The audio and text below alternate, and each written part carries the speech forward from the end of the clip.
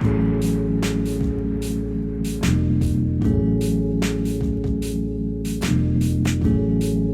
everybody, guess what?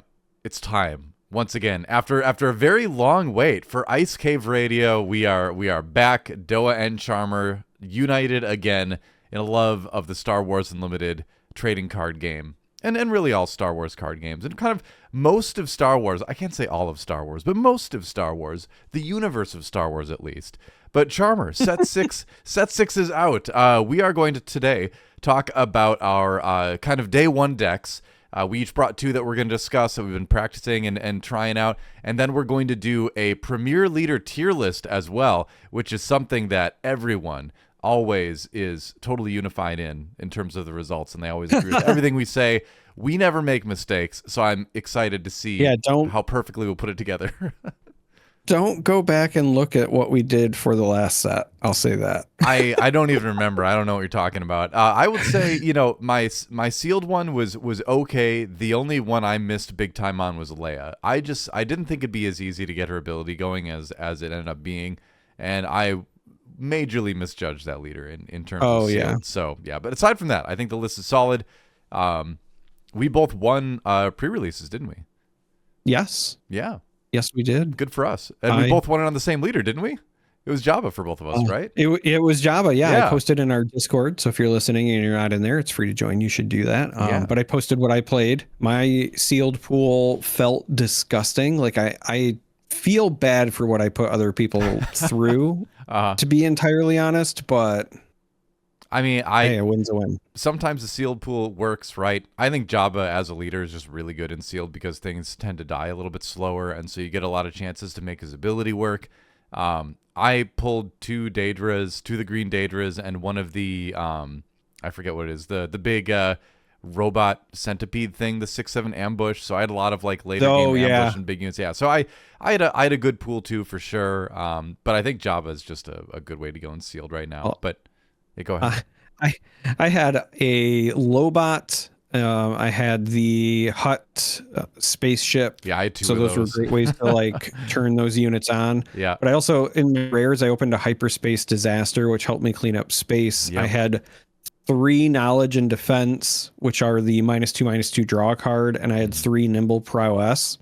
So it was very easy between all of that and the Jabba leader. It was very easy to just make sure my opponent never had units. Yeah, I had a nimble. I had 2 of the -2/-2 draw cards. I had 2 of the ISB shuttle cards too. The green one, where it's like if one of your units died this phase, play a spy token. So they would kill something, and I would just play a 3/2 in space with a spy, and on the ground, and that was big in sealed a lot of times too. But yeah, aside from that, I played my first local for set 6 last night. You haven't played in any locals quite yet. Do you know what list you're going to bring to your first local? We're going to take a look at some lists we brought along later, but what are you leaning towards as far as like if you had to go tonight, what deck would you play? If I had to go tonight, I would probably play the Jabba list that I'm going to talk about in a bit. Cool. All right. Largely because I have most of the stuff for that, and I'm still missing some stuff from the new set for my other deck. I hear that. Yeah. Weirdly enough, after opening 4 boxes, I only got 2 of the Palpatine rares. So, and I need 3 for my Wat Tambor double green list. We're only going to talk about new leaders, by the way, tonight. You don't need to worry about old Doa bringing up his double green Wat Tambor list yet again. Turned down for Wat, set 6. He's better than ever. Seriously, this deck is explosive now. I'm going to do a whole separate video on it, but by the way, like, subscribe, all that stuff. Help us, please. We're still waiting to break the 2K mark on YouTube. Come on now. Make it happen. Please. Or we go hungry. Or our children go hungry. Please. That's right. Think of the younglings. In these difficult times. Yeah. Anyway, let's. Do you want to dive right into it? Do you want to just jump into the decks we brought? Because we're going to do that tier list too. I think so, because we still have the tier list too. So yeah, I think we should talk about the fun stuff. I think we should too. I was waiting for. All right, so we'll go to this one. In no particular order. Here is my double cunning Sabe list. Now this is a list I took to my local last night. I went 2-1. So it worked out pretty well. I beat Dedra red in the first round, and then I beat I think it was a Cassian Green in the second round. I can't remember. I remember it being an aggro deck, one of the new leaders with aggro, like a quote-unquote meta list that people are trying, but I honestly can't remember what it was. And then the third round, I did lose to a Sabe red that was just basically playing the heroism, aggro cunning package, right? So all the stuff that's worked in Blonde Sabine over the years, the new additions of like Karis Nemec that are really good. He was running like Guerrilla Soldiers, which I think is a good addition to that. So yeah, I think, and I will say that I think ultimately I'm starting to suspect that just simply building Sabe as the most aggro package, the most efficient aggro package you can, is probably going to be the best way to build her, because she's a leader where you literally don't need to do anything at all to make her leader ability work, which makes her very strong.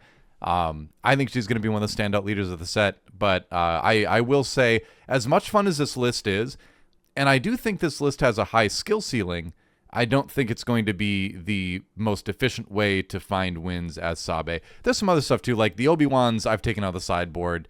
It's a fun card, but it's just way too clunky. I would probably go to 3 Plo Koon now and drop Depa completely and fill in something else a little bit there. Maybe one more Waylay, one more Surprise Strike probably. Yeah, I'd probably cut the Depas, put in one more Plo and one more Surprise Strike. But honestly, the list performed really well.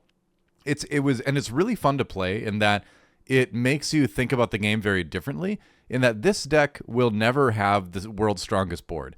What it will be able to do is eliminate threats that your opponent can present before they happen. It's kind of weird. You're like the Department of Pre-Crime with this deck, right? Where it's like you have to be very smart about what to take off of the top of their deck when you hit their base with a unit, and then you also have to be very smart about using the rest of the things like the Bodhi Rook to be able to and jam communication sometimes to snipe good stuff. And then if they actually do put a threat on the board, you have something to bounce it back to their hand. So it can be a very annoying list to play against, but it can be very effective too. I really like this list. It was hard to, I probably played 10, 15 games before I started really winning with it. But man, it is a ton of fun. That said, you really have to be thinking like at an A+ level the entire time, and if you slip up once, you're just gonna get rolled. So it's not a very forgiving list. Like I said, I don't think it's the best way to build Sabe, but it is really fun, and I think I feel for the first time that it really plays into the theme of double cunning, right? Where you're really trying to outsmart your opponent rather than overpower them. So I think it is a really fun list for that. I really like it, but that's not really a surprise, mostly because you and I were big fans of the Sabine cunning lists way back in set 1. And I see a lot of similar play styles, not 100% the same, because you're not just trying to completely burn them down. This is very different. Yeah. A lot of the things that I enjoyed about that version of Sabine, as opposed to say like the green ones or other versions, was that it was a bit more strategy oriented, right? You had the surprise strikes, and those were just +3 damage or whatever, but you had to know like when to use your Falcon, when to use your sneak attacks, when to play Spark of the Rebellion as opposed to develop your board. This has a lot of similar play patterns, and then it's building upon that with the additional, discard disruption, right? You got the Bodhis, you got the Ahsoka, so it's right up my alley.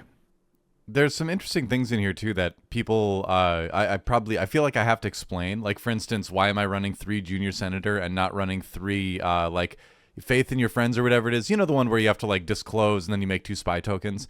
Everyone's like, why aren't you running that? And I was for a little while, but I just felt like I wasn't getting enough value out of the 2 spy tokens, and I need to show so much of my hand to my opponent to play the card, and get really any sort of benefit besides the card draw out of it.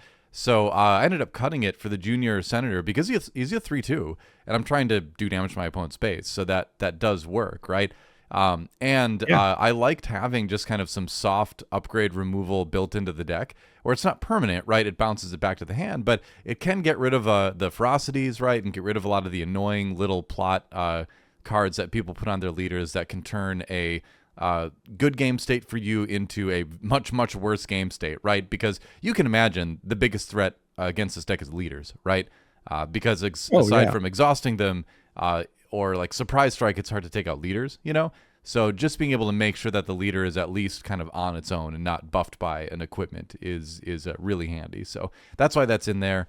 I also like the Kazado Vizago. I don't remember his name. The 3-drop 3/4 that you know, when you hit the base, or when you attack, actually, it reveals the top card of your deck, and then your opponent has to pay 1. If they don't, you draw it. And he's in there over Ezra Bridger, because as much as I like Ezra, I love that this card either draws you a card or taps one of their resources, right? Either way, you get a really good thing, where the Ezra attacks, you may or may not even use it, right? So this is just going to be good every time. You know, again, you're denying your opponent resources, which is kind of the theme of the deck. So that's why that's in there as well. But yeah, and then the Mandalorian in top end. Honestly, there's plenty of games where it goes slow enough that he gets played, and he oftentimes will lock up a game because he'll kill something, capture something else. It's a good card for sure. So yeah, that's the deck. Any final comments before we move on? We'll put links to all these decks in the description too, if you want to try them out. All right, moving on to Red Dedra Redemption, which is my double red Dedra deck. This I can't help it. This isn't really terribly different than a lot of other red Dedra decks you see floating around. I'm trying to think of like what some of the differences might be a little bit. I'm not running what is the Chaos of War, that you can do damage you know, based on the cards in your opponent's hands and all that. Yeah, People have been running that, and like I find I tried it too, and I found so many games where like I was hurting myself more than them, and it wasn't really getting me any closer. And with a 25 HP base, it's not like I could take a huge chunk of damage to finish them off, you know? So I took those out. I don't think they're super worth it. Aside from that, there's a bit of nuance to playing this deck, but man, I have so much fun with it. It's just a solid aggro deck. Chancellor Papanoida is super annoying. You know, you can get so many sneaky wins off of Dryden Voss, whether you are, you know, just attacking for 4, or you're putting Sudden Ferocity on him, or you're using Aggressive Negotiations, obviously, for the big slams. I won a game yesterday where I swung for 13. And it's great, you know. It's a ton of fun. Yeah, that wasn't even off of the Dryden. That was just off of like a big hand, and I think it was Crosshair. So this deck has a lot of ways to reach for the win, which I really enjoy. He is a big boy, and I think he's deceptively big because he doesn't look imposing when he's on the board, but the moment he turns sideways, he just represents so much damage. Mm-hmm. Yeah, you put Sudden Ferocity on them, and if they don't have an answer, they're going to get hit for 10, you know? And so it is strong. And then the great thing is that you can also do kind of a fun sneaky thing if you're kind of missing some of the buffs, where you have him out there, you swing for 4, just vanilla, right? And then you play the Academy, I'm forgetting all the names of all the cards right now. The Academy Disciplinarian, Supervisor, whatever, you know, the 3/4 that does the damage to a unit, and then readies it if it has 2 or less power. So you can do 8 with Dryden if you do that, because he doesn't ready in your next regroup phase, but that doesn't mean that card can't ready him right now, you know? So you can find a lot of like just sneaky ways to push damage with this deck. Even the 2 blasters, like there's plenty of times where, again, like it's in your resources. Sure, I'll pay 5 to put that on Dryden and swing for 8 right there. Like it's just got such a lot of sneaky ways to push big chunks of damage. It's really fun. It's different. It feels different than all the other double red decks I played. So I really like Dedra right now. Yeah, you've been playing any Dedra? I don't know if it'll be Dedra, but I kind of do want to do some version of this. I'm kind of secretly in love with the new Dryden Voss because, yes, you've got the ferocity. There's also, you know, many of the same tricks that people were kind of playing in Kylo are also available with him. I kind of want to consider playing him in a version of Kylo. I think if you put that, God, the name of that one's escaping me now. The +3/+3, but on attack you discard a card on him is also nightmarish. I know the one you're talking about. It's like Super Hate or something. I don't know. I can't remember. Yeah.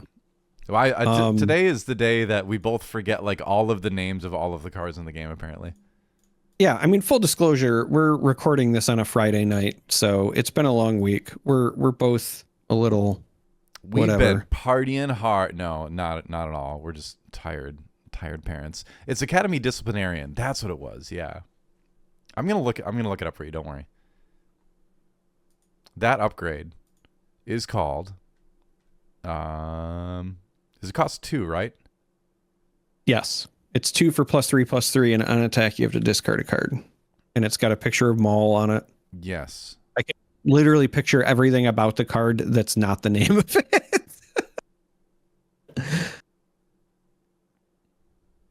I'm not sure what it is actually. Battle Fury. That's what it is. Battle Fury. That's what it is. Battle Fury. That one's good too. Yeah. You just want to make sure that you're going to get the attack. That's the thing. I covered over Charmer's picture with my my window I saw. There we go. He's back. Oh, I just assumed my camera had went out because it's been doing that to me. No, lately. I just needed to put that window on the other end. It's if you're listening to it, none of this matters. Don't worry about it. But anyway, there's Double Red Dedra. Is she going to be like a meta aggro deck? Maybe. I think like a good player could do well with her. I think if she's not in the top tier decks, she's pretty close. So as the playstyle gets developed, as the list gets tightened up a little bit, I think she could do pretty well. I've also got a couple Charged with Treason in the sideboard, which I really love because it's 4 for 5 damage. You're always going to have double red in your hand. So it's just like a really easy way to nuke some leaders sometimes, but also just a lot of big problem units. I do like that. I think I have. Do I have Let's Call It War in there? No, I don't. But that's another one I was kind of thinking of as just sort of as a board control.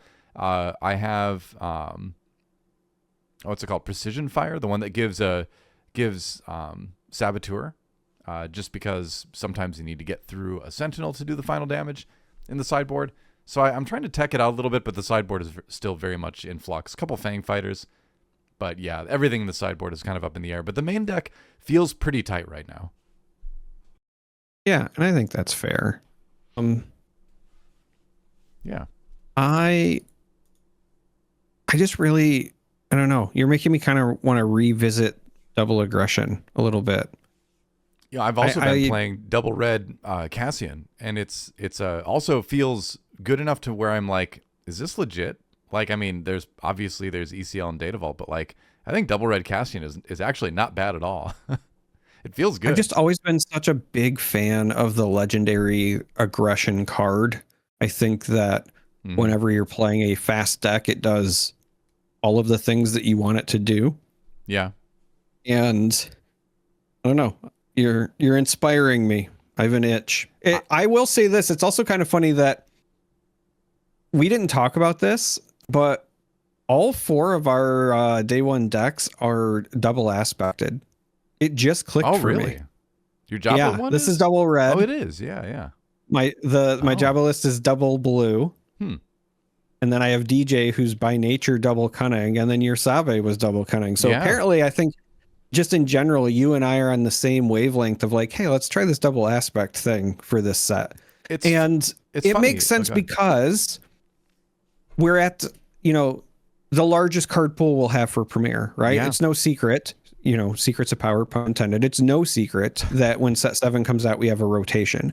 So of all of the times to maybe give double aspect a try, now feels like it would be the time because you would have the most opportunities to make use of a double aspect build. But it's just interesting that we were, both on 2 decks double aspect like that. Well, not only that, but I would argue that there are 4 different double green decks that are all doing kind of the same thing, but all kind of legit right now.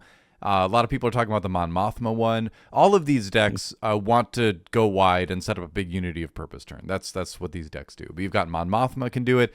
Bail Organa can do it. Captain Rex can do it from back in set 3. And then my beloved Wat Tambor, I think does it better than any of them.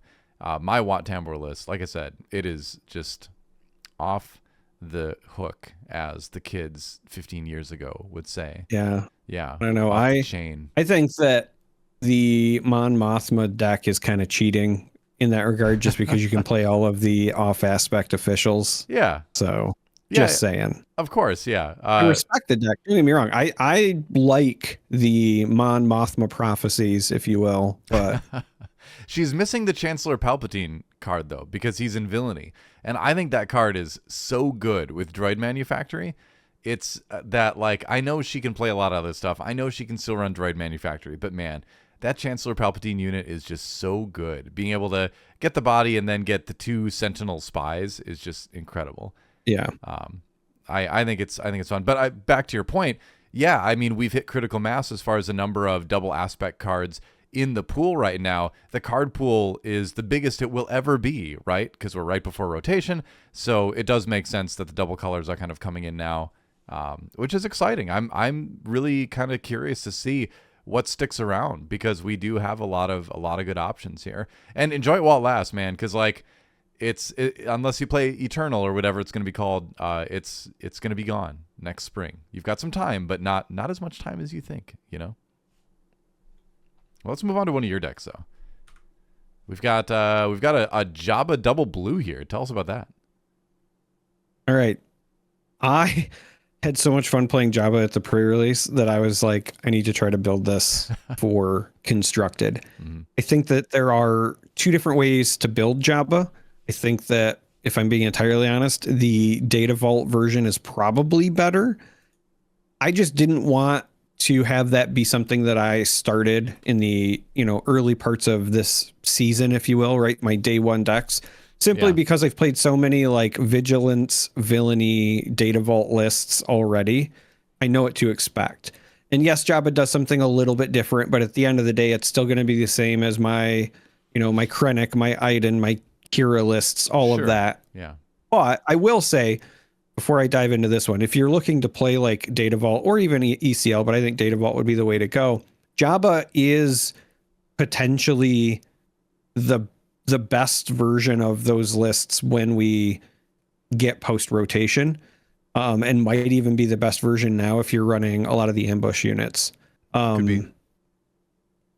be. The ability, so like right now, for example, because we're pre-rotation, the set 1 Darth Vader, set 2 Darth Maul, the new First Light unit from this set, there's all of these like big green units with ambush, but then because they ambush in, if they ambush in with your Jabba leader deployed, it's a 2-for-1 at a minimum.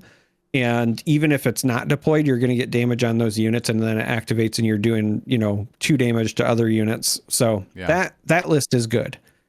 But that being said, I wanted to toy around with a double blue because I wanted to have a little bit more healing, and I wanted access to some of the double blue cards because I think they do interesting things when you're talking about Jabba. So on the low end, I've got Dr. Pershing, because you want to draw cards, but also with his ability to damage himself, he's just going to activate Jabba the Hutt's ability for you, right? Yeah. So you got that. We got the new Lobot. This is another great way to turn on Jabba the Hutt. You get the Sentinel and the Grit, but if they crash into it and they don't kill him outright, then your Jabba's turned on. In the pre-release I was at, somebody decided to not attack into my Lobot because they didn't want to turn things on. And so they just claimed initiative. So I just ran my Lobot into their unit anyway. Right. Yeah. So that's a thing you can do. I'm also running the Royal Guard Attaché. Now, if you're like, what is that unit? I don't blame you. It is the... Well, we may have lost Charmer this there. unit. Oh, so it's... You're back. Okay. It's a pretty... Oh, did I lose myself for there was a minute? There was a snap, and then your camera froze, and I was like, did Charmer's house just explode? This is why when you covered my camera earlier, I told you, I was like, hey, my stuff's been going out. So anyway. Yeah, Royal Guard Attaché. Yes. Yeah, Royal Guard Attaché. If you don't remember what that card is, it's a 2-drop from set 3. It's a 2/5. When you play it, you deal 2 damage to this unit. It'd be awesome if it was like a 2/6 that took 3 damage, because then Jabba's full ability would be turned on. But the point is, you still just want, something so that you can start pinging units with Jabba. And so this does a good job of that. Yeah. Going forward, similar themes, right? We got Death Trooper, because it allows you to deal 2 damage to, a friendly unit itself if needed, which turns on, again, Jabba's ability. You've got the new shuttle, right? The Hutt Cartel Starfighter, same thing, enters with damage on it, so you turn on Jabba. Running 3 copies of the new Newt Gunray. There's not a ton of other officials in this list to give Sentinel, but it is still a 3/4 grit. Now, that being said, the officials that are in the list are usually still pretty resilient. So the list has 3 copies of the client, a 2/5 shielded. And if you start giving that Sentinel with Newt Gunray, for example, it's going to be hard to get through. Now, at the 4-drop slot, we have just a lot of fun. The Hondo, when I saw that, I was like, that card is so good to just drop on your 4 resource turn, and then on all those five deploy leaders that are plotting out upgrades on themselves, you just attack with the Hondo and steal it. I love the idea of what this does. I love it. Yeah. So at the 4-drop slot is where a lot of the spice is. The least spicy is there's 3 copies of Childson, because everything in the deck other than the Hut Cartel Starfighter is blue. So it's very easy to play him for huge, and obviously a big Sentinel that takes damage turns on Jabba. But then, as you say, Doa, 3 copies of the legendary Hondo Onaka. I want to build so this he is now. a 4 cost, 3/5 shielded, and then on attack you can take control of a non-pilot upgrade on a unit and attach it to a different eligible unit. So yes, you can steal some of those upgrades played on leaders from plot, or just some of the other upgrades in general. We're seeing, it's so weird, right? We're seeing kind of an influx once again of upgrades being relevant. When Jump to Lightspeed came out, everyone was so worried about playing upgrades because everyone thought upgrade removal would be rampant to deal with the pilot leaders, but they've been creeping back into deck lists. So I love this. Another inclusion, because we're not running very many space units, is Doom, or however the wolf wants to pronounce it. I don't know. I've always said Doom too, but I haven't watched those cartoons. I don't know. It's, when I say Doom, I feel like I'm saying like DOOM, not DUME. Well, it would be pronounced the same, right? Because the E at the end would make it like a hard U, right? I mean, it would, but that's just, I don't know. It's so weird. I say Doom sometimes because then people will just know French. What I'm talking about. Okay. But anyway, the whole point is it's the Force Wolf. Let's just say that the Force Wolf. Doom, 4 cost. Force Wolf. So he's, I think, wonderful in Jabba for a number of reasons. He's a 2/7, so very high hit points, very resilient, likely to be able to put damage on him to turn on Jabba's ability. But also, when the regroup phase starts, you give an experience token to all your non-vehicle units. And again, other than the Hut Cartel Starfighter and then Avenger on the top end, everything else is non-vehicle. So not only is he likely to turn on your Jabba ability, but if you do have other units out there, he's just going to make them get bigger and bigger. They will become that much more resilient, and it could become a real problem if it's not answered. So I just really like him in this list. Wanted to play him day one. And then also 1 Sugi, you're in double vigilance. It's a good smuggle play. Can be a 4/6 Sentinel in the right situations. So I wanted to include that. Then we got 2 copies of Kiadi, the 5-drop 5/7. You don't have coordinate a lot, but he's still just a 5-drop 5/7. And if you do get the coordinate, then drawing cards is never a bad thing. You skip the vigilance too. You've got 3 vigilance, which is it's a given, but it's still a great card. Yep. And then we've got 3 copies of Supreme Leader Snout, outstanding top-end control card, but also another official for your new Gunray shenanigans. Nothing like making people crash into him while they have -2/-2. And then on the event side, Power of the Dark Side, obviously that's a mainstay. 3 copies of Vigilance, because that card is very good. Not only are you healing damage from bases and potentially killing units, and if the game goes long, you can make your opponent discard cards from your opponent's deck. But I would argue that this is one of the decks that most likely wants to give a shield token to a unit, because if you're piling a bunch of damage on these high health units and then you shield it, and now it's that much harder for them to get rid of it, but it also means Jabba is still live. I think that's a good trade-off. For sure. Sideboard is just more removal for stuff that I, might not expect. So a couple of takedowns, another no glory, only results, arrivals fall, that sort of thing. And then for matchups where there's a lot of space, 3 copies of Onyx Squadron Brute, just to give me an early drop that also heals my base, and 3 copies of Hyperspace Disaster because we're not space heavy, and so nuking the sky is not a problem. Mm-hmm. Well, I think I've heard someone say turn on Jabba enough times for the year at this point, but it is part of the films. And Charmer's camera freeze. He is just out. He has left. Oh, he's back. Okay. I was like, that joke was too far. No, it's just the camera. Like I can still hear you fine. Okay. Oh no. Okay. Yeah, it's just been weird. That's again when my thing went, I was like, oh, it's just my camera going out. It's been doing that lately. So anyway, I will build this list, but I'm going to call it Jabba's Turned On. And that's the list. I really want. I got this list. Honestly, I've had zero interest in double blue lists since the game began until now. This list looks like a ton of fun. I'm definitely gonna be building it. I'll let you know how it goes because it looks awesome. I just love all the sneaky things you can do. I love all the annoying cards for your opponent to deal with, like the client, Dume, Hondo, all that. Like, there's so much good stuff. Snoke, dude. Like, I love it. I love it. Let's take a look at your other list here, which is all right. So my other. Okay, go ahead. My other list here is a bit more experimental. Okay. And I was saying to you before we started recording, I'm not even convinced that red is the right way to build this, but I think it's going to be the way most people are inclined to lean right out of the gate. So yeah, it could be. This is DJ, or the wedding DJ, if you will. Why is it the wedding DJ? Where's the wedding theme in your list? Who are you shipping among your units here?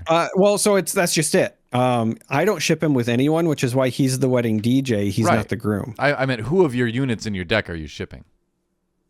Oh, right. Is it Bodhi probably and the Luff Cat? Palpatine and Cantina Bouncer. Okay. Getting spicy. All right. Well, we'll get to that. All right. So basic premise of this list is that there's a number of powerful when played effects and a number of units that you also potentially want to play either early or whatever, but also as potential combat tricks. Like this is a list that I think, much like your list, is going to be very difficult to pilot because you're with every one of your units, you're kind of deciding, am I playing this as a unit or am I really just playing this as an event? And then maybe I get a unit later. Sure. So there are some of the cheeky things that I think most people want to do. It does have the stolen land speeders because, you're playing DJ Red. If you're not familiar, that interaction is important because if you have a 2-drop, right? So 2 drops, we've got Crosshair, Crafty Smuggler, some other ones, but I'll get to those in a minute. But like, let's say you play a Crafty Smuggler turn 1, you can use DJ to play Stolen Land Speeder for free, essentially, because it's 1 less. And then before the when played triggers, it gets captured by your friendly unit. And then the when played triggers, it's not there anymore to go to your opponent. So then when your Crafty Smuggler eventually dies or is bounced or whatever, well, then you just get a free 3/2 out of it later, right? So land speeders, kind of some silly shenanigans. But the other silly shenanigans are things like Lothcat, which has a when played and a when defeated of exhausted ground unit. Yeah, in a pinch, you can also just play it turn 1 if you have nothing else, but this is what I mean when I say, like, some of these you're really going to be treating these like almost events that you want to use in special occasions. And then if you get a unit out of it later, that's great.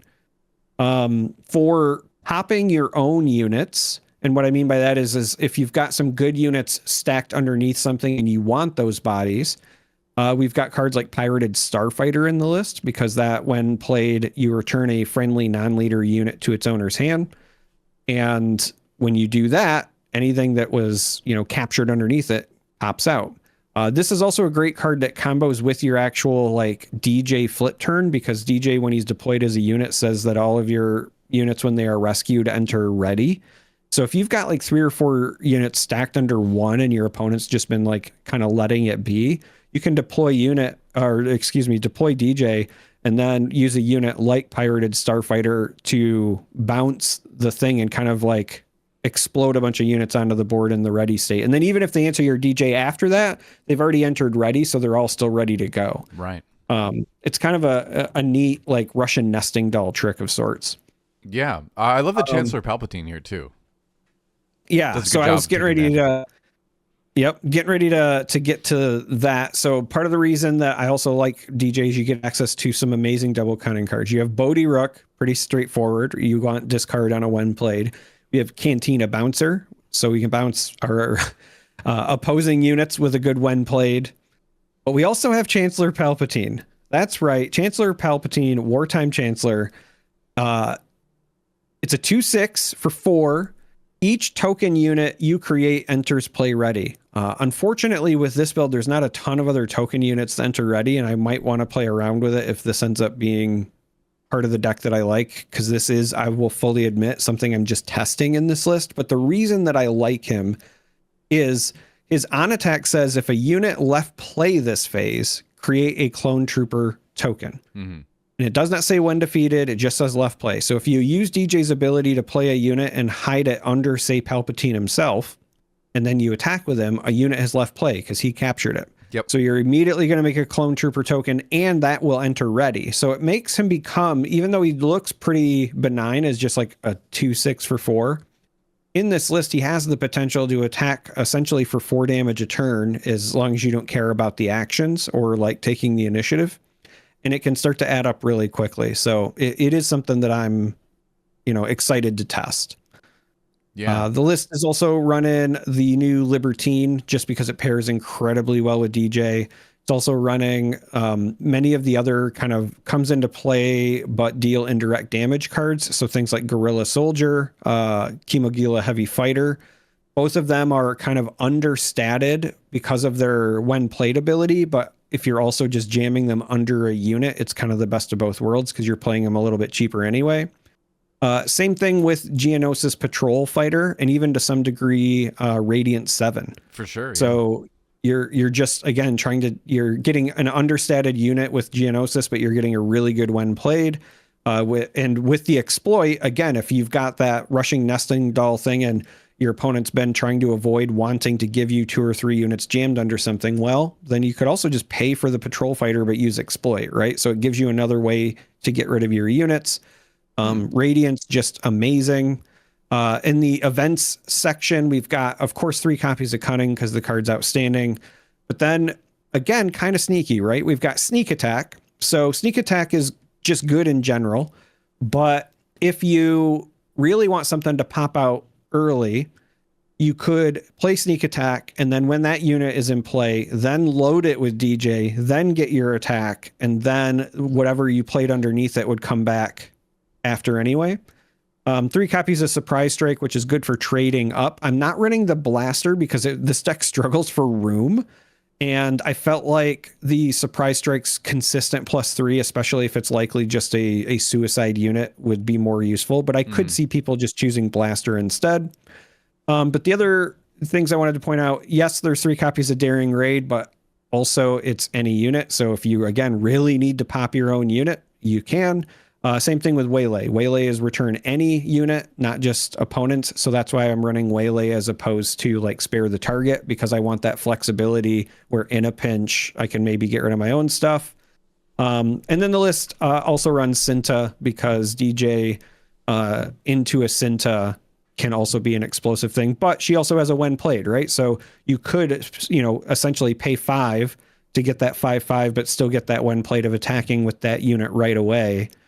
A lot of neat things with this. I think it's going to be really hard to pilot, and it's going to require a lot of testing before it gets to where I want it. So that's why it's one of my day one decks, because I think it's going to require the most work. It looks like another really fun list. The one card that you've omitted that jumped out with me is A New Adventure, as just another tool to return to, free something that's captured by it, and then you also get to play it again right away. It's cheap. It's double cunning. Were you just not able to fit it in, or? It's just a fit thing. It's the same reason that Blaster's not in there, right? Like, it feels criminal to run a list like this and not a Blaster, but the problem is this deck really needs like 3 things. You need enough combat tricks to make sure your opponent doesn't mow you over. You need enough units you want to play and stick to the board.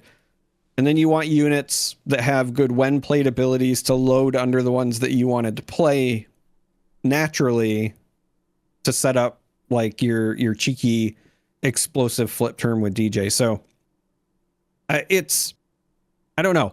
It's one of those things where I could absolutely see that making its way in some capacity. This is just a list that really wants to run more cards. I almost kind of want to drop the red and run this deck with Data Vault just because I want the extra 10 cards on purpose. Yeah, honestly, that's legit because look, you're only running Cinta and Daring Raid in red and Crosshair, I guess, too.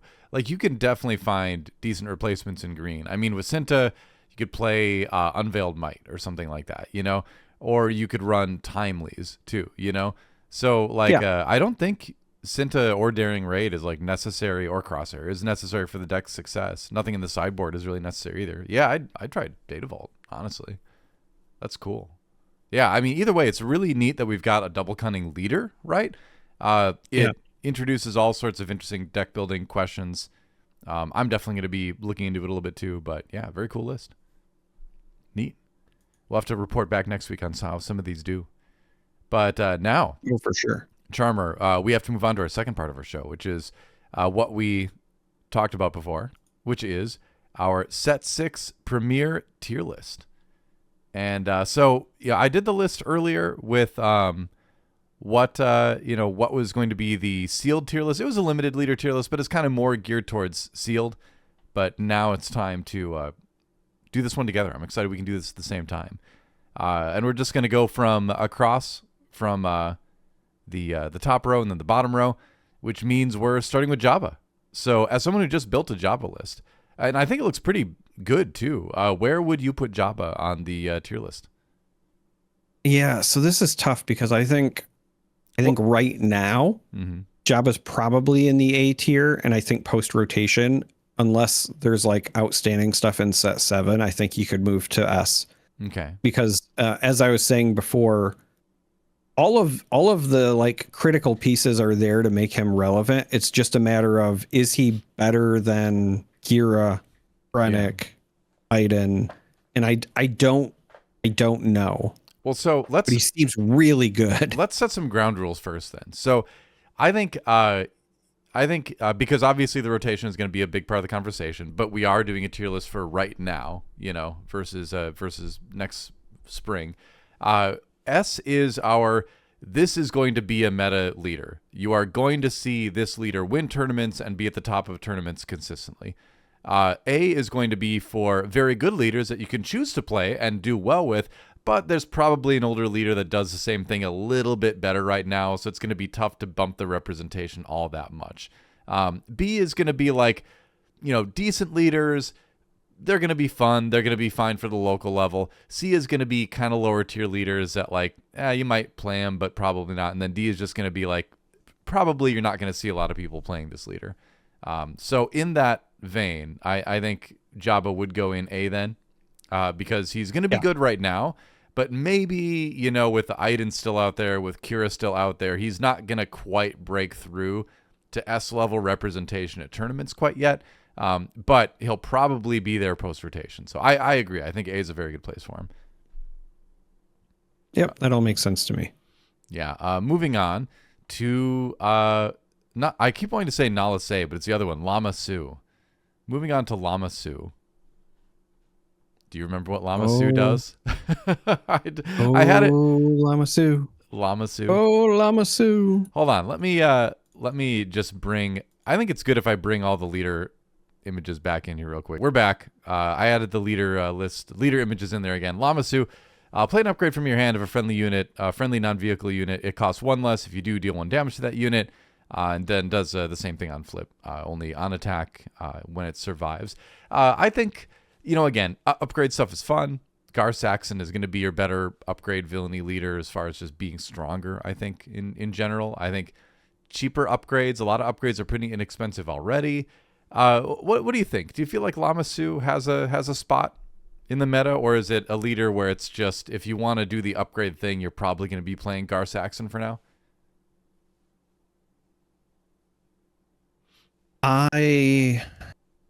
Yeah, so this one, I'm so glad we put the ground rules in this, because this is one where I don't see it making a splash for sure until post rotation. I think Gar Saxon just does things better. For sure. I do think that Nimble Prowess is an outstanding card, and being able, when Lamasu flips, being able to put yourself in a position where, you know, you're playing Nimble Prowess early, and then you can also play it from your discard pile, and you're essentially doing it for free because of the reduced cost. I think that's a really powerful play. Yeah. I just don't know that it's enough in the world that we live in right now to make this leader good enough. And then when you combine it with, like, it's a 6 cost for only a 3/7. So what are you doing? You're probably playing some powerful plot effects to maybe make up for that. I don't know. To me, it feels like, I don't think it's, you know, bottom of the barrel, but I would say like C tier current with a lot of potential post rotation. Yeah, I think I'm with you on that as far as a C tier for now. Where, you know, it's going to be fun, but it's just probably not going to be super strong. I think another thing too is that, like, if I'm not afraid of upgrade removal in general in the game. However, if I'm playing a leader that needs upgrades to stick, then I'm a little bit afraid of upgrade removal, because I don't want a situation where it's like, if my upgrades get balanced or removed, I just do nothing, you know? So, and I think that's kind of where Lamasu is at right now. And that's another thing is removal is going to go down quite a bit with rotation too, which is going to make playing a leader like this a little bit safer. So yeah, I think for now, C is a good spot for your old Lamasu. That's also why I mentioned Nimble Prowess, because that one kind of doesn't care about the removal, because the when played is the key part. Yeah. Yeah, for sure. Nimble Prowess is just a great upgrade. That one we're going to see in a lot of decks, I think. Moving on to Leo Organa, the breakout all-star of the sealed deck events we've had for the pre-release. But how will she do in terms of being a premier leader? It's an interesting take on the pay one given XP. I tend to think she's going to kind of fall into the same category that all of those leaders fell into, where she's not letting you ignore any aspect penalties, right? She's just letting you kind of use the aspects to determine what gets the XP. I think she's going to fall into the same camp as, like, the Obi-Wan Kenobis and all the other leaders that give Snokes, all the other leaders that give +1/+1 tokens, where she's going to be fine. You can probably build a decently strong list around here in, like, the green-blue Healy sort of mid-range hero package, but I don't think she's going to be, like, super tournament viable. I would put her in B personally, because I think she will be strong at the local level, but that's where she's kind of going to top out, because that's where most of those leaders top out, I mean, B is exactly where I would put her for many of the same reasons. And my reasoning is simply, when I look at her, she is the heroism version of Tarkin. Sure. Yeah. I think you could say that too. Even now, Tarkin is still good enough to be a B. Like, it's not going to win major events, but you could show up at locals and be successful with a Tarkin list. Right. And I think Leia's pretty similar. Yeah, I think you're right. I think there's not a whole lot more to be said about that. I mean, we've had these kind of leaders since the game began, and they're always good. I think they're great leaders for, like, newer players to play, and there's always the people that like them. I mean, I know somebody was able to take the green Obi-Wan from Legacy, the Legend of the Force, to day 2 at Worlds, which is a pretty decent accomplishment, but only just, right? And I think that's kind of indicative of where these types of leaders end up. So let's move on to Satine Kryze. Now, honestly, this leader is a bit of an enigma to me, because I feel like I could see a world where in double blue or blue-green, this leader could become, with a lot of Sentinel, this leader could become very oppressive, or with ambush too, very oppressive, very difficult to just play into, very annoying. I think she has potential to be A tier, but I haven't seen a single person put out a list on her yet. So I haven't built her yet. So this leader is very much an enigma to me right now. This actually kind of hurts me inside, and it might be a hot take. I think she's pretty firmly a D tier, because I think any good list with her is likely going to be a hard control double blue list, and you're likely looking at, because again, with her healing on the front side and her having 8 health on the back side, you're likely looking at a situation where your win condition is also the Satine Legendary, where you are exhausting units to discard cards from their deck. So you go double blue because you get vigilance to help with your game plan and heal your base to survive. You also get access to the, her royal guards, the Duchess guards that are like the 1/8. Right. And I really think that is the only way that you want to play her, because otherwise we've seen leaders that have healed before and they haven't been that great. And the fact that her front side is like, yeah, you can heal up to 2 from a unit, but you also deal that much damage to your base. That's kind of a liability. And then her deploy turn, other than like you can turn her sideways and heal 4, that also feels pretty lackluster. So again, I go back to, I think she's built for, you're supposed to win with the legendary Satine unit. And I just don't think that's good enough. I think it's fun. I want to play it. I just don't think it's good enough to be competitive. Yeah. I don't know if I put her in D. I still feel like there's something good there. Like, I could see a list where you're running a lot of green and you're running a lot of ambush. A mix of ambush and sentinels. Your ambush can go in there, take something out, you heal it, so you will have removed a unit and then also produced a large unit. A lot of the units in blue and green have restore as well, so you're going to mitigate the damage she does to herself.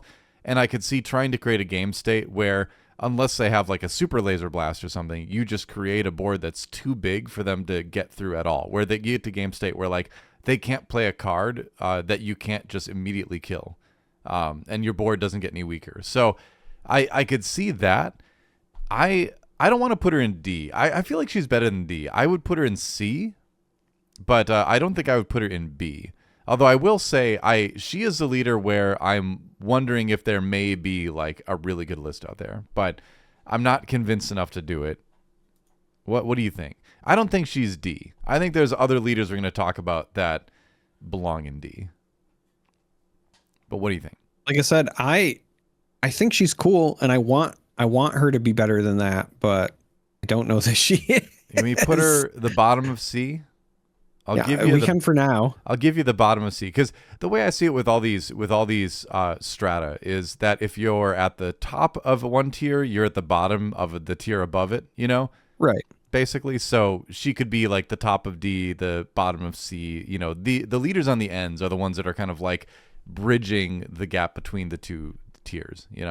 That's how I kind of see it. So we'll put her at the bottom of C. Yeah. Of course, if she's the top of D, that's the same thing according to what I just said. So, all right, I'll give it to you. We'll put her at the bottom. She's here and here at the same time. She's a quantum Satine Kreese who exists in 2 places at the same time. She's entangled with tier C. Anyway, moving on to Colonel Yularen. I think action compression is good, right? But I think he falls into the category that like Set 1 Leia does and all that, where, you can certainly build some strong decks, but it's never going to be like, it's not going to be a competitive deck. I think I would put him like in B. I feel like comfortable B. Maybe if somebody plays 1,000 games with him and gets really, really good, really tight list, you can sneak into A. What do you think? I think that's fair. I will say, of all of the like action compression leaders, he's the one I like the most. I'd agree because with that, you don't have nearly as many deck restrictions when you're building him, right? For sure. You don't have to say like, oh, I need to have this number of rebels or whatever. It's just you're rewarded for playing things on curve. And so if you ever just want like a really strong mid-range leader where the ability scales as the game scales, he fits. And as a 5 deploy for a 4/6 body, like that's fine as well. Sure. As Imperial and official traits. So like he checks a lot of boxes for me. And I could see a situation. So, you're talking about practice, right? I could see a situation where, again, if you're just playing like a true curve deck and we get into those late stages where, if you've got a 7 drop and a 6 drop and you take initiative, your opponent better have an answer or you're going to be taking a lot of damage right out of the gate. You know what I mean? Yeah, very true. He's almost worse when he flips because he only lets another unit with 4 or less attack. Yeah, so I think you flip him and then you try to like get him killed fast and then get him back to his leader side for the late game for exactly the reason you said. But I think I'm fine putting him at the top of B. I think he's better than Leia. I think he's better than your generic given XP leader, I could also see a situation where, again, depending on how you build him, even though he's a 5 deploy, you wait.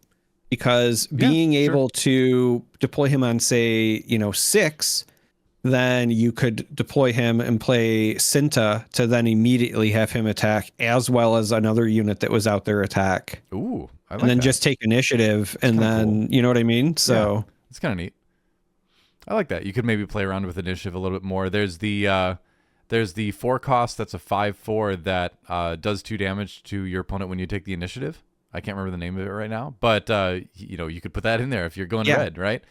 I opened him at my release, and I can't think of the name now either. Yeah, he's like the same species that like Prince Shisor is. It looks like. I don't know the name of that, but watch out for the pheromones. They'll get you. That's 16% of the time. It works every time. I'll move on to the next leader here. Dryden Voss. I've seen some really strong Dryden lists. I think he's going to be a strong leader this set. I have not played him myself yet, but I've run into quite a few, and I've just heard from some other good players that he's a threat. His ability is really good. You know, Green Villainy has a way with Palpatine's Return to get those expensive cards back from your discard pile. And yeah, just giving something like a Knight of Ren Ambush is just really strong. So yeah, I think I would put Dryden in A, honestly. I wouldn't put him, I don't know if I'd put him above Jabba. I might put him above Jabba because I think Dryden is more proven than Jabba in my mind right now. But I would put him in A. Do you agree? Oh yeah. Okay. I think Dryden's outstanding. Ambush, I mean, there's a reason that Energy Conversion Lab has been like the gold standard for a long time for bases. There's a reason Timely gets put in. You get, you know, if we're again looking ahead toward plot style play patterns and or leaders, what would you get out of this? We get a 5/7 overwhelm, which is always great. And then the ability to still give things ambush as well. He's just good. Yeah, putting like Sudden Ferocity on him, you know, plotting that out, and then you're swinging for 8 overwhelm. He can become a threat in itself, you know, and then yeah, like you said, his ability is just so good. Yeah, I think you can just go down and name like a dictionary of cards that would be good if you gave them ambush, right? And he can kind of do that. I think the danger is when he runs into decks that pressure your hand, that make you discard a bit. I think he'll struggle. So that is kind of the factor where I'm wondering, you know, if he's going to end up being strong or not. I feel like he is, but if that becomes a thing a little bit more, and I do think like Quinlan is back this set. I feel like the Quinlan decks got strong again. So I don't know. I feel like Dryden is strong. I've seen a lot of Dryden lists that have performed really well. And I'm comfortable putting him in A. But I will put that little asterisk there too, where I think if decks that tax your hand become popular, that really hurts him. So we'll see how the meta develops. But for now, I'm happy putting him in A. All right, Bail Organa. This is one of the leaders I talked about, where this is your droid manufactory. You know, go for the Unity of Purpose list. He can be. That seems to be the only way people are building him right now. He's got a really interesting flip ability, right, in terms of just discarding 2 cards and then deploying him so you get a 3/3. That said, I don't think he's that great. I think he is a fun combo leader, but even what I was talking about, I think Mon Mothma does it better. I would put him in C, where it's kind of like the janky, you know, I want to do something fun and silly, and I can still win games. It's still good enough to win games, but it's not going to be winning tournaments. And even winning a local is going to be a little bit of a struggle, I think. So I would put him in C. What do you think? I think that's fine for now. He's might be the one that I'm most unsure of, and I could easily see a situation where he rises up because I think that his front side ability is very hard to evaluate right now. It is essentially like if a friendly unit died, pay 1 to draw a card, right? Which by itself feels really good, but it's better than that because you also know what you're going to draw. Yeah. And so all of those heartbreaking decisions where you're like putting stuff down and man, you really wish that you still had access to it. You know, the longer the game goes with him, essentially the bigger your hand gets at any given point. So I You know, again, I have a really hard time determining where to evaluate him because you're right. I've seen more people do the unity of purpose thing, but I could see a world where he could become like a heroism control leader where you are just playing toolbox. You have a bunch of two ofs, let's say, and you're just jamming them in your resource pile. And then you just turn around and try to draw the thing you need when you need it forever. Like that's a really powerful ability. Yeah, and you've got things I have a hard time evaluating him. You've got things like salvage that you can use to bring back some of the cards you discard too. So with the tax of like 1 damage on that unit, that's not bad. So I do wonder if there's other ways to build him than the unity of purpose combo. I'm sure there is. But even with those, I feel like he's just not going to be that strong because like, what are you going to do? Are you going to build him like tempo? I feel like if he's tempo, he's going to be a little bit too slow compared to some of the other really tight, good tempo lists right now. Like he's never going to beat a Cad Bane, right? But like, and if you build him control, like, is he going to be able to go toe to toe with even some of the other good, like heroism blue lists or something like that? Like even I do think he could.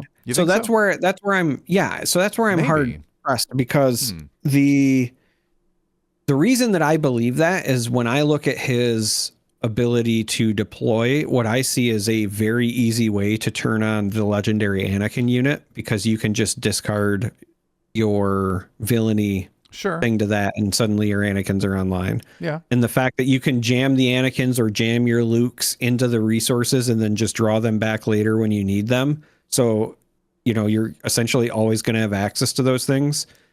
And I don't know, depending on what plot stuff you decide to play, or if you include smuggle, like timely intervention with him, if he's deployed, also would still trigger a heal from your base because smuggle works just as well as plot for the heal 1 damage thing. I don't know. I'm just saying, like, it would not surprise me if we see a control list from him at some point, and it also would not surprise me if we never see him see play. He is just very hard for me to evaluate because that draw any card from your resources thing has just not existed in the game before, and it feels like my card game player, like, just red flags go up when you have that much like opportunity to draw exactly what you need when you need it. He's a really interesting leader for sure. And like this runs into the territory with something with the game that like bothers me a bit, where when you have so many leaders each set, there's just going to be leaders like this that probably do have good decks, but the path to victory is so difficult compared to a lot of other leaders that they just get left behind. And I think that's sad. Like, I think if we had less leaders each set, and this leader was in it, people would be more inclined to play and learn it and all that.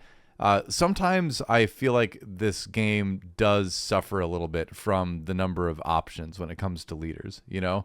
I understand why they do it, but this is one of the times where I wish there were less leaders. So a leader like this would have more of a chance to see more play, you know? Yeah, I could see that. Yeah, because I kind of agree with you there. I still feel like I can put him at the top of C, because I got to see it first, right? I got to see more than the unity of purpose list. But he could be bottom of B too, you know? He could even be better than that, but I think for now, put him in C. But yeah, you might be right. He might be one we're under-evaluating, or underestimating rather. We'll see. Let us know in the comments below after you smash that like and subscribe button. Let's move on to Mon Mothma. Mon does it better. Like, what can you say? Like, if you're going for the unity of purpose thing, she's going to do it better than Bail Organa because she gets tons of units out that synergize very well with each other. She uses a Palpatine leader extremely well, or not leader, the Palpatine unit, the double yellow unit, extremely well. Because you're just going to generate a lot of tokens, droid manufactory, all that kind of stuff. So yeah, I mean, she's your heroism unity of purpose leader, I think. But beyond that, I wonder if you can do kind of more of a fun tempo-y officials kind of build with her too. But, you know, again, people take the quickest path to victory. Unity of purpose is a good card if you're wide. It really is. Where would you put her? I feel like she's like high B, low A. Really? You'd put it that high? Okay. Yeah.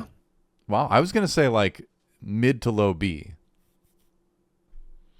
But, I mean, sure. Just for the same reasons I have like my reservations about Bail, just the ability of like playing your non-villainy official units out of aspect opens up a lot of deck building possibilities, right? So I think that she has probably a relatively decent ceiling, but again, it's the matter of will anybody spend the time to find it and fine tune it? Yeah. And I mean, what the second color what base your aspect is very flexible with her too, which is interesting. Yes.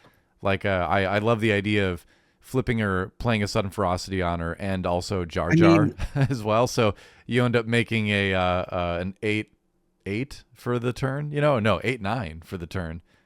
I believe. Depending on which way you build her, if you're doing something with a bunch of like spy tokens too, don't count out. I was playing him in DJ to be cheeky, but she can play Chancellor Palpatine, the double cunning one. Yeah, I just said that. And make all your all your stuff. Like, but I'm just saying, like, don't count that out. Yeah. No, he's really good because you're going to be running Droid Manufacturer to begin with, and you're going to be a lot of people play her in yellow right now for the Faith in Your Friends card and all that, and it can be good, I think. Well, those spy tokens essentially become 2/3s that are readied. Yep, they are officials. Yeah, they do have the official trait. That is true. And that's where, when I've played against a Mon Mothma list, that's where it always gets scary, is when she does have that big flip. And then the spies, are 0/3s and all that, or we get buffed even more. And a lot of double green, obviously, with the Unity of Purpose. Well, I'm curious, right? I'm curious to see what people are going to do with it. But I'll leave her at the top of B. I'm not necessarily convinced she's the top of B, but we'll see. I'm not convinced enough to want to move her, Oh, I mean, that's fair. It's just, I think she's at least as good as the other two that are in B. I'll put it that way. Okay. I would agree with that. Dedra Miro. Her double red list is really good already. I would say it's better than the double red Kylo set 2 lists by a pretty large margin, in my opinion. So I think she's got that going for her right away. And I think she's got this huge unexplored aspect of her too, where you could probably run a hard control list with blue. You could probably run a very, tempo-y list with green. I mean, that's where the Dedra unit is. Yeah. So I think she's good right away with the double red list, but she's also probably got some other strong archetypes that you could build her around to that people haven't explored fully yet. I would like to put her in A. I've been playing a lot of Dedra, so maybe it's like recency bias too, but I kind of want to put her near the top of A, if not at the top of A right now. Because again, I don't think she is hurt by hand hate as much. Well, clearly she's not hurt by hand hate as much as like Dryden would be. So I kind of want to put her in the top of A for the moment. I mean, I think A is an appropriate spot. I will say I want her to be good, mostly because I want an excuse to start playing Seasoned Fleet Admiral. Okay. And in a world where everyone's doing Dedra activations, Seasoned Fleet Admiral becomes amazing. If you're listening and you're like, what card is Charmer talking about now? It is a command card. It's just a 2-drop. It's a 1/4 with Raid 1. But anytime your opponent would draw one or more cards during the action phase, you can give an experience token to any unit, even to itself. So if you play that as your turn 1 play and they start activating Dedra, you're just like, yeah, I'll let you draw a card and I get an experience token. So you got the sideboard ready in case she gets popular. Yeah. Yeah. I mean, honestly, that might be a good sideboard card if you're in green just in general, just because, Faith in Your Friends. There's a lot of cards out there right now that are drawing cards. But yeah, I think Dedra's good. I think, like I said, I think she's the only reason I put her above Dryden right now is because she's not as vulnerable to certain lists as he seems to be. So we'll see. I also will say that Dedra is one of those leaders where once rotation happens, I think she could jump up to A. She also has really enormous potential as a combo leader too. Just things with aggressive negotiations. I mean, if there's a way where you can set that up to go off consistently where that is the deck, right? Finding that card and then playing that card and hitting for like 30, I think she's got the potential, to find something like that maybe eventually, right? So that's another reason why I want to put her in A near the top, because I think she has a good chance to move up as rotation happens. So We'll see. Yeah. We'll see. Because I don't think she needs the card aggression at all. I think aggression is good, but it doesn't make the deck, you know? But yeah, I'm excited. Like I said, I've been playing a ton of Dedra. I think she's really fun.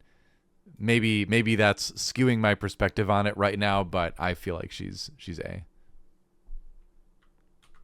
All right, let's move on to our other aggression villainy leader, Governor Price. To refresh your memory, because people haven't been talking about her as much, action, pay 1 resource, exhaust, ready a token unit, and then on her flip, she flips on 6 as a 4/6 and says this unit gets +1 for each ready friendly token unit. On attack, create a spy token. My gut reaction is that she is not strong. That said, in red and yellow, there are a lot of ways to make token units. I mean, there's just a lot of ways to make token units in the game right now. So I do wonder if paying 1 to ready a token unit and do like 2 damage, right? Maximum if we're talking clone or spy or, you know, even X-Wing. X-Wing. Right. Yep. So, you know, can she consistently pay 1 to produce 2 more damage on your opponent's base is the question here. I'm not as thrilled with her flip ability, but her leader ability does make me curious. You know, I wonder. She wasn't good in sealed at all. You know, we knew that. But I don't know. I haven't tried building her yet. Have you tried? I think a lot of people have, but I mean, no, I haven't like necessarily tried building her for competitive. Mm-hmm. And that's because of the lack of real impact the tokens have, right? Like you said, your ceiling is 2 damage. If we had more cards that were like create a token copy of something like you see in other card games, for example, then I think her value starts to skyrocket, right? Where if, you know, you can get a 4/4 token or something or sure, whatever, it's a big deal. Now, that being said, I could see a world where if somebody has a bunch of token spam and then you have initiative on a flip turn, right? Her paired with Cinta could be a lot of damage. Yeah. Yeah. Is it enough? Probably not. But that is another thing to consider. I think her best place, I think her home is Twin Suns with the Vader pilot. Twin Suns with the Vader pilot. And then it's kind of interesting. Just being able to like always have tokens, have a bunch of friendly tokens for when you deploy her, the whatever. Sure. I think she's great. Okay. Yeah, I could see that. I do like the ability too of, you know, her making your opponent have to spend a lot of cards and attacks to go into your tokens, because a lot of people, you know, will try to ignore tokens if they can. And so say you had a token at the beginning of the turn, you attack once, then you ready it. Suddenly that token is representing 4 damage per turn for 1 resource, which is that does get a little bit scary. So I don't know. A lot of people have kind of, you know, tossed her in the dumpster and kind of been like, nah, but I'm not so sure. I think there might be a good list. She's one of the leaders where she's not on the top of my priority list to build, but I am curious to at least try building a deck or 2 with her. Because I think there's some interesting, there might be some fun decks in there that might be a bit strong. So I'm going to put her, we got to put her somewhere there. What about I feel like I want to put her in the top of C, although no, I think Bale's a little bit better. How about Bale's we put her definitely right here? better. Yeah, let's put her above Lama Su, but below Bale. Happy with that? I am fine with that. I personally think Lama Su is still probably better. Just again, current state. I think Governor Price, depending on future state with tokens, is probably better. But as of today, the fact that Nimble Prowess exists for Lama Su means I like that. You just more, love Nimble Prowess, man. I was worried about my bias with you know, playing Dedra, but you have got Nimble Prowess addiction, my friend. It's well, when you can do it for free with Lama Su and it exhausts a unit while buffing one of yours, it's a really powerful play. So. It is. But you can do 4 damage with a token for 1 with this. It's interchangeable. I mean, when you've got 2 on the tier list, when you've got 2 units or 2 leaders next to each other, it's basically the same. There's a gap between Bale and Lama Su. There's not much of a gap between. Yeah, there's not much of a gap between Governor Price and Lama Su. That's what we'll tell ourselves when we try to sleep at night after making this tier list. That is mine. All right, moving on to Cassian Andor. Obviously, a leader that a lot of people have been talking about. I think he's very strong right out of the gates. I think he's, and when I say strong, I think he's very strong. I would easily just drop him right in the top of A for now. The thing is that the thing that keeps him out of S, in my mind, is that Sabine is still probably just a little bit better at pushing damage. That said, I think Cassian Andor has a way of closing games that Sabine like dreams of having, and certainly post rotation, he's going to jump up to one of the top heroism aggro leaders for sure. But for now, I think he's like just on the outside of S looking in. But I don't know. I do kind of want to. I kind of feel like I should put him in S because I do feel like we're going to see him do well in tournaments. Because I think he can be a legit alternative to Sabine right now.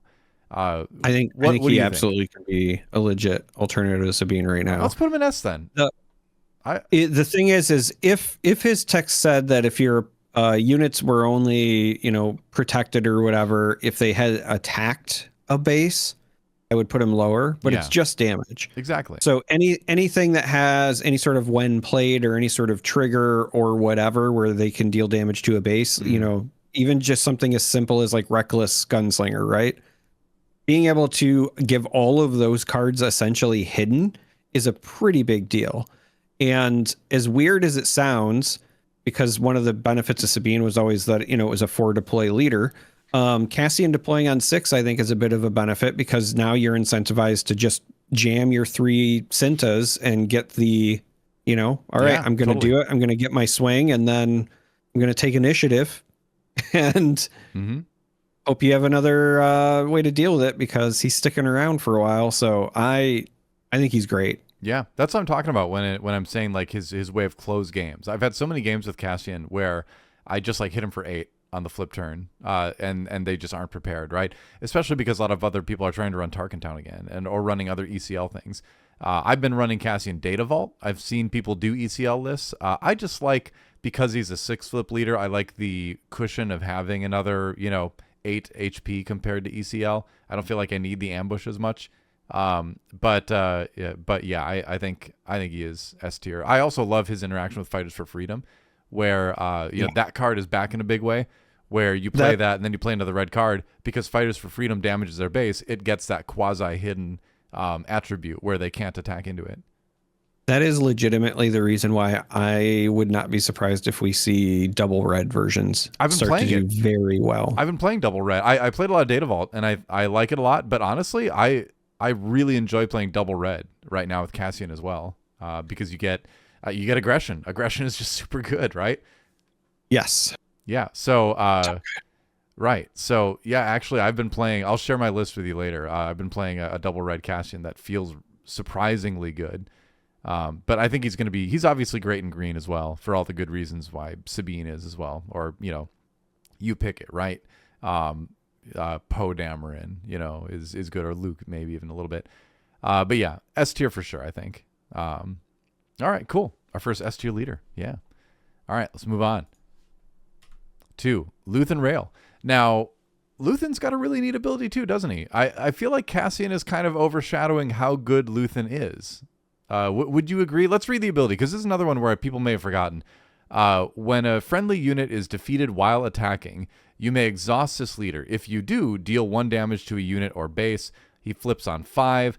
Is a 2/7 stat line. When a friendly unit is defeated while attacking, you may deal 2 damage to a unit or base. So not a lot of damage when he flips, unless other things are going and dying. I also like the kind of thematic elements of Cassian saving his compatriots and Luthen sacrificing his compatriots in their ways of being aggressive. I really like that little sort of like lore splash with these two leaders. But that said, I think Luthen potentially has a lot of power too, right? There's a lot of really strong when defeateds in heroism, aggression, and just aggression in general. That I do wonder if there's a lot of solid Luthen lists out there too that people just haven't looked at yet because Cassian was popular. Yeah, Luthen's an interesting leader because you can play, like, he's a perfect flex leader. You could play him kind of controlling, where you're just trying to create like 2-for-1 trades and damage, but you can also play him aggressive with a bunch of like overwhelm units, right? Right. Crash into their units, deal the spillover damage, then deal extra damage to the base. You're also kind of incentivized to play when defeateds, right? Yep. He might be the closest thing we have in heroism to being similar to a Thrawn. Obviously, Thrawn has a greater emphasis on when defeated and doubles it, but the fact that with Luthen you get that trigger as well as whatever the when defeated is, it is also a pretty big deal. I just, because he is so good at everything, I don't think he's great at anything. And I think that's why Cassian overshadows him, because with Cassian, you look at it and you're like, I know what I'm doing with Cassian. Like the plan is very clear.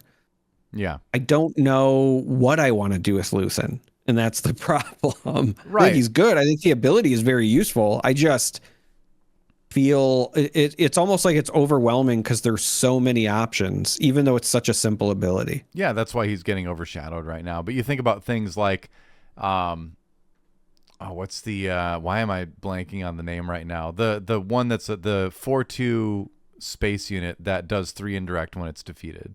Oh, the droid platform, missile platform, droid or missile whatever. Platform. That's just aggression. You could run it. Obviously, you've got the old standards like K2SO would be insane in Luthen, right?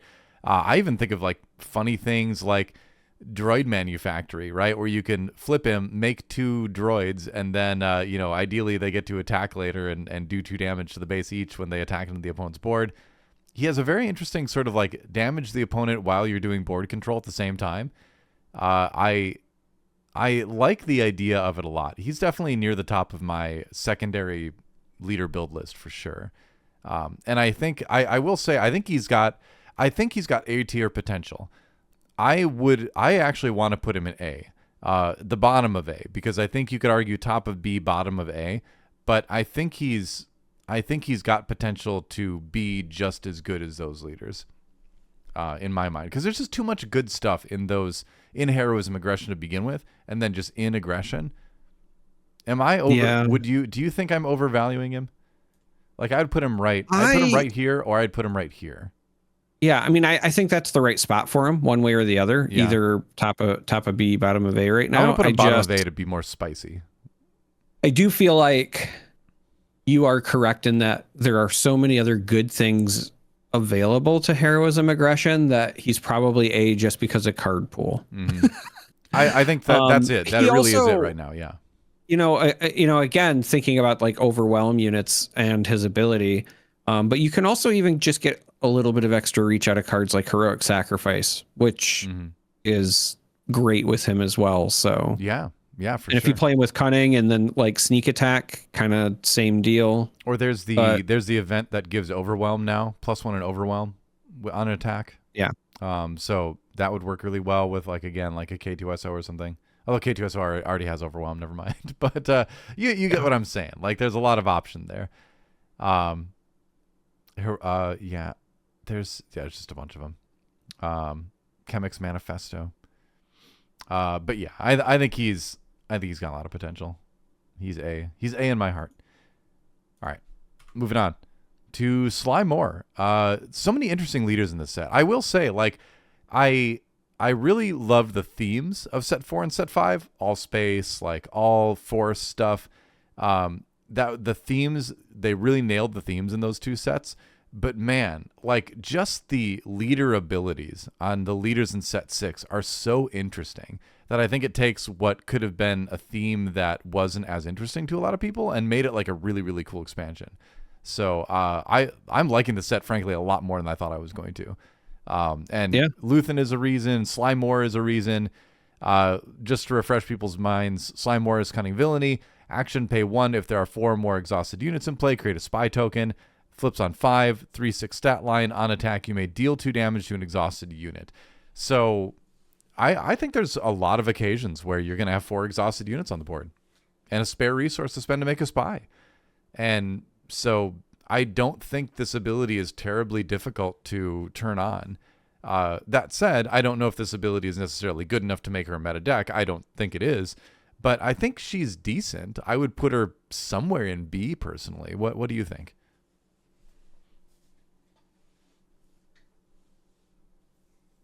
Yeah. Oh, you don't agree? Yeah. Yeah. I if it's B, it's like bottom of B. So I'm on the other end. I actually think that I think that in most cases there won't be 4 or more exhausted units, just because a lot of times when you're exhausting them, you are, unless it's a base race situation or something, you're also like crashing them into each other. Mm-hmm. So it's not so much like 4 units in play, it's exhausted units. And then in the times where they are in play and exhausted, and if you're playing this, they're probably base racing you. And I don't think that the ability is good enough in that matchup. Similarly, if I think about like if you're playing this into Pilot Vader, they might have, enough exhausted units between you and them, but then it's like you're paying 1 to make your tokens and they're just making tokens. And they've already hit you with their tokens too. And they're exhausted, or played them. Here's what I want to do now. I feel compelled to do this. Move Bale up to the bottom of B and her to the top of C. I would be fine with that. I just I just have a hard time. This is one of those things where I think this just seems really good in theory, and in practice, I think it's going to be much worse. But yeah, man, now I want to move her like down to this. You're convincing me that Slime War isn't as good a thought, because now that I think about Governor Price, I'm like more excited to build a Governor Price deck that does more damage than Slime War. And I know you like Llama Sue, so here we're gonna move Slime War all the way down to the bottom of C. Sorry, Slime War.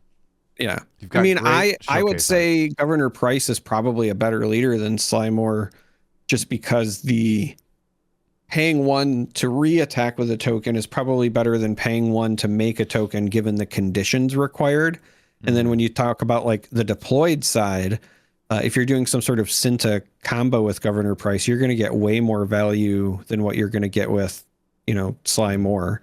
Yeah, could be. The on attack deal 2 damage to an exhausted unit isn't terrible, and it's nice that it's any exhausted unit, so it even counts like things that they just played. But again, it's one of those like in theory versus in practice things. Like how often is that going to be impactful enough? I don't know. Mm-hmm. All right. Well, we'll put her there then. I'm fine with that. All right. C3PO. Cunning Heroism. Pay 1. Exhaust. If you control an exhausted unit, exhaust a unit. On flip, he's a 1/6. Flips on 4. On attack, if you control another exhausted unit, you may exhaust a unit. So I think he's one of the best heroism exhaust leaders we've ever had. That said, has a heroism exhaust leader ever been more than kind of mid-tier? And the answer is nah, not really.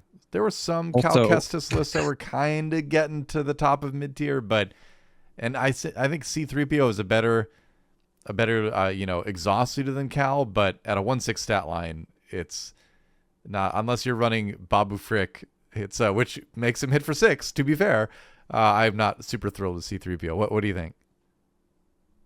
I was just gonna say, and also like, on the front side, I would say this is probably our best exhaust, heroism leader or whatever. But what you trade off for that is a massive amount of stats. Like a 1/6 is not a lot to write home about, and the fact that you also have to have your own exhausted unit, right? So like you're going to attack with something and then attack with C3PO. And if your opponent is smart, right, even if you have initiative, you attack with your thing, they're going to attack with their best thing. And now you attack with C3PO. So they've already got to have at least 2 units on the board for you to get your value. Sure. And is your 1 damage and then like, exhausting their thing going to be worth it? I don't know. So yeah. I'm not super high on C3PO, in case you couldn't tell. Me neither. I would put him, I'm sorry, C3PO. I'd put him in D. Maybe C, but because I think you could have some fun making like a silly droid Babu Freak.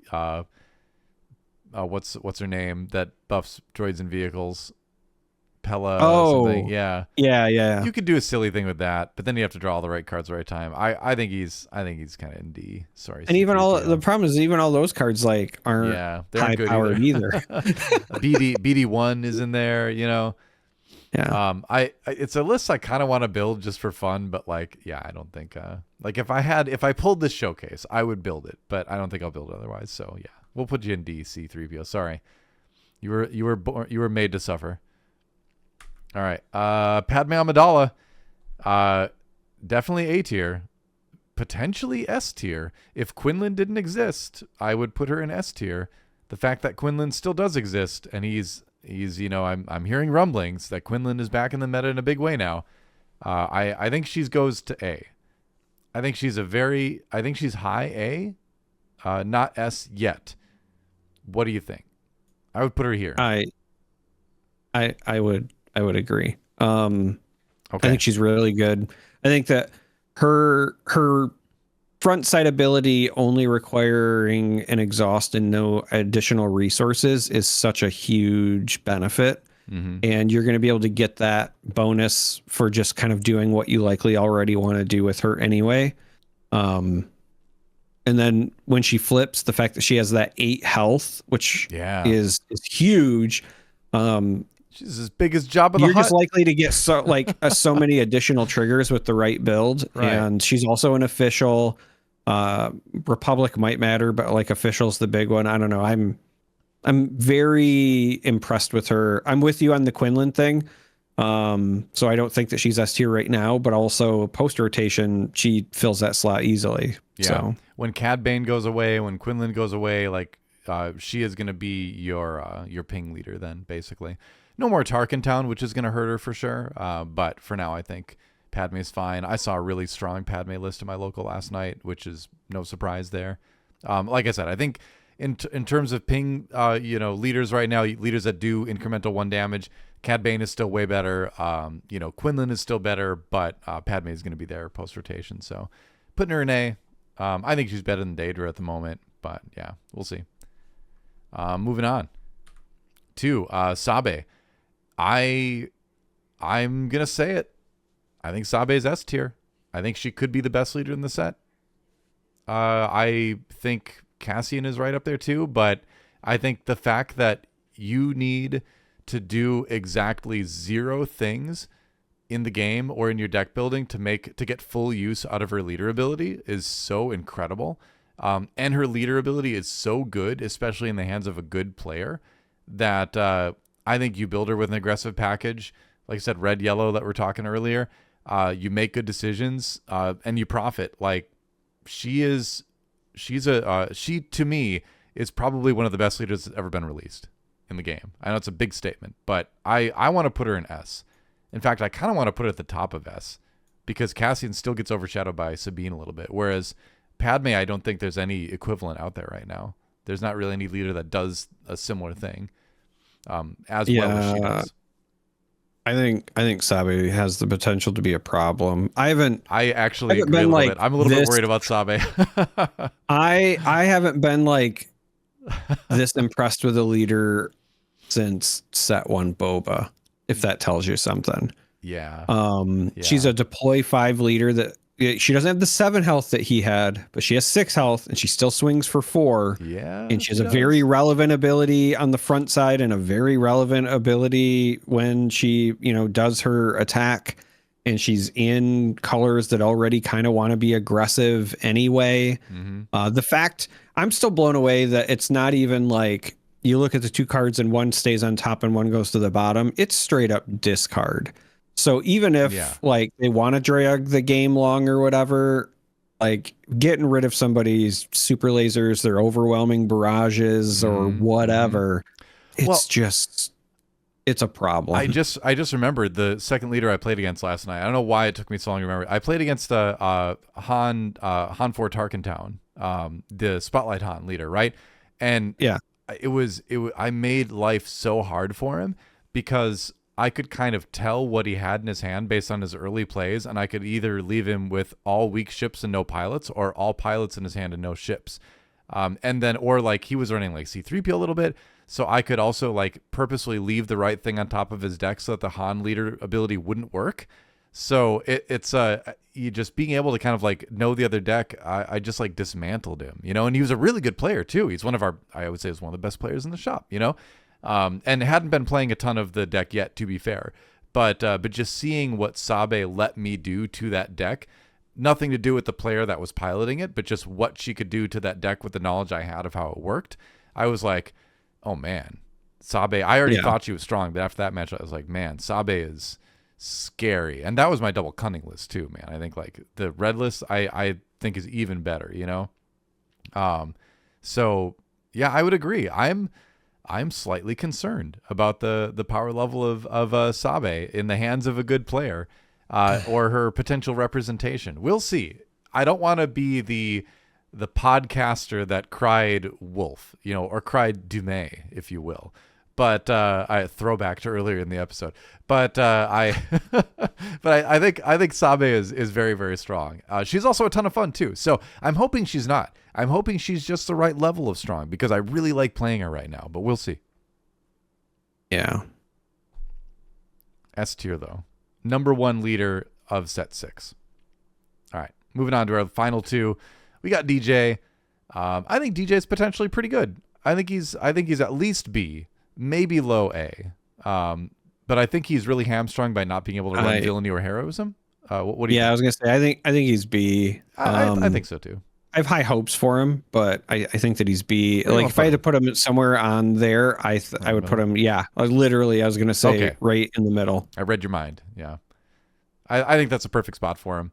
Fun leader, lots of potential builds, really great ability, hamstrung by aspect access, and you know, again, I think these leaders are strong, but maybe just a little bit too tricky for their own good in a way, you know. Can be played around a little bit. So yeah, I think middle of B is fine. With the acknowledgement that there could be a good DJ list out there with a good player that could break into A, you know. I won't be surprised at all if we see a couple DJs making like top 16, maybe even top 8 in like a PQ or something, you know. And that leaves us with 1 leader left, Charmer. Do it. It's Chancellor Palpatine. I've seen some pretty good Palpatine lists. I have not lost to a Palpatine yet, but I've seen some lists where I'm like, okay, it's doing some cool things.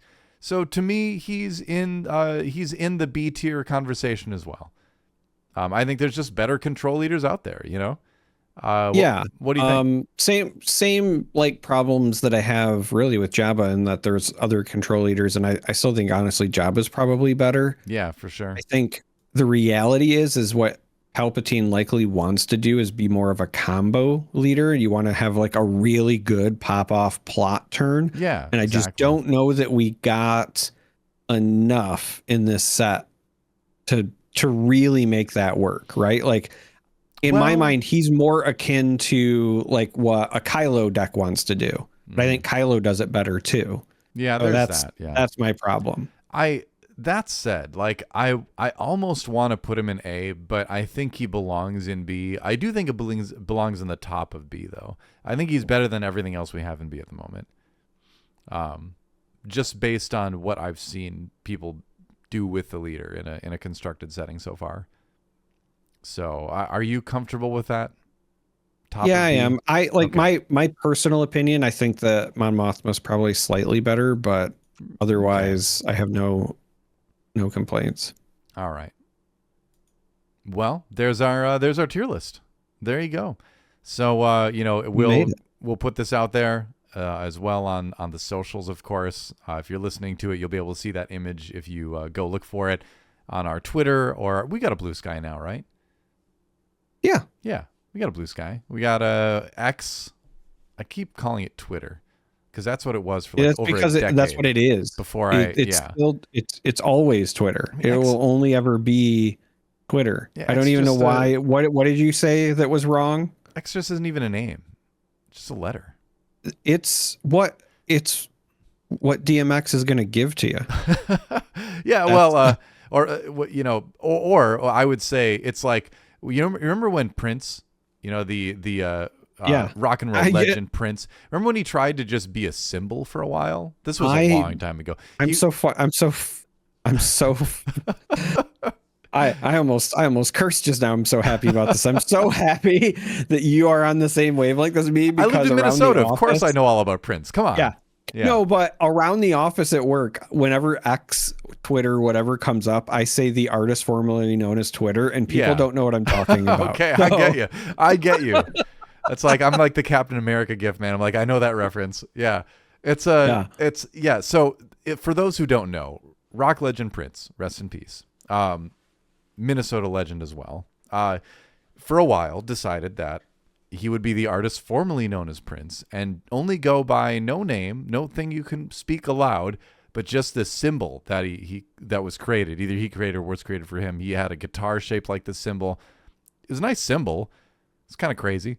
But he did that for a while, and everyone was like, we love you, Prince, but you're Prince. You're still Prince. Nobody's going to buy into the symbol thing. It's a cool gimmick, but like, you're still Prince. And so after a couple of years, he was like, yeah, I'm Prince. And he went back to it. Well, I feel like that's how I feel X right now, you know?